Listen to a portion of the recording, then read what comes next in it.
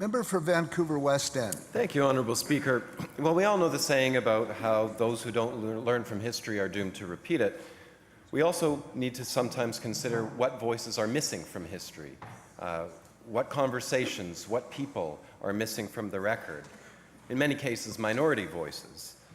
In my community, I have a remarkable constituent who's worked hard to ensure that the voices of LGBT people in their fight for equality and for civil rights have not gone missing, have not vanished.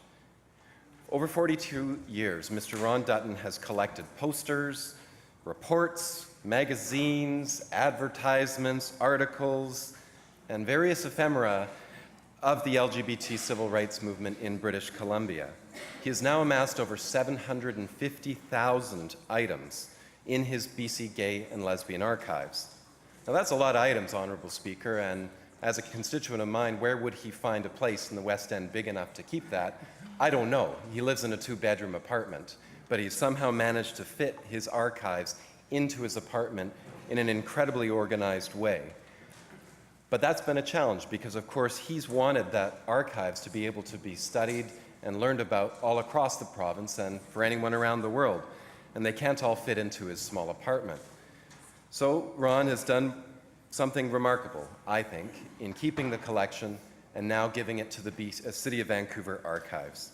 This collection will not be just held in the archives where you have to go and research it there, as I know Ron feared it being locked away in boxes that nobody would see.